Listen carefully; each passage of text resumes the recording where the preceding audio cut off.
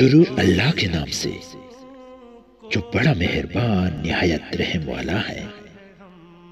حضرت حوس رضی اللہ تعالیٰ عنہ سے روایت ہے کہ انہوں نے نبی کریم صلی اللہ علیہ وآلہ وسلم کو یہ ارشاد فرماتے ہوئے سنا، غور سے سنو، عورتوں کے ساتھ اچھا سلوک کیا کرو، اس لیے کہ وہ تمہارے پاس قیدی ہیں، تم ان سے اپنی عصمت اور تمہارے مال کی حفاظت وغیرہ کے علاوہ اور کچھ اختیار نہیں رکھتے۔ ہاں، اگر وہ کسی کلی بے حیائی کا ارتکاب کریں تو پھر ان کو ان کے بستروں میں تنہا چھوڑ دو، یعنی ان کے ساتھ سونا چھوڑ دو تو لیکن گھر میں ہی رہو اور ہلکی مار مارو۔ پھر اگر وہ تمہاری فرمانبرداری اختیار کرے تو ان پر زیادتی کرنے کے لیے بہانے مت ڈھونڈو۔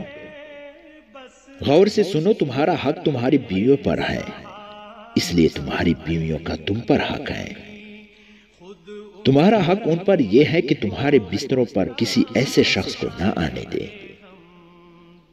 جس کا آنا تم کو ناگوار گزرے، اور نہ وہ تمہارے گھروں میں تمہارے اجازت کے بغیر کسی کو آنے دے۔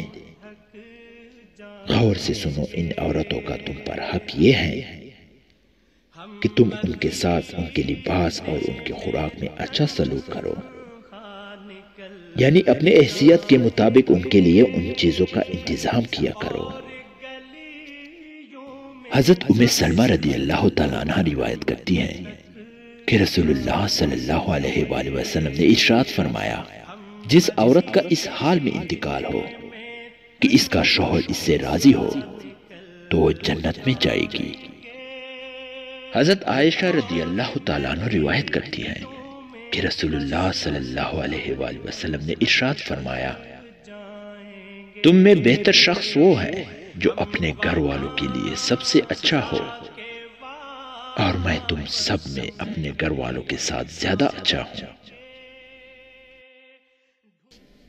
قرآن و حدیث، نصیحت آموز واقعات، اسلامک دنیا، علمی لطائف اور اسلامی تعلیمات کو تمام انسانوں تک پہنچانے میں ہمارا ساتھ دیں۔ شکریہ۔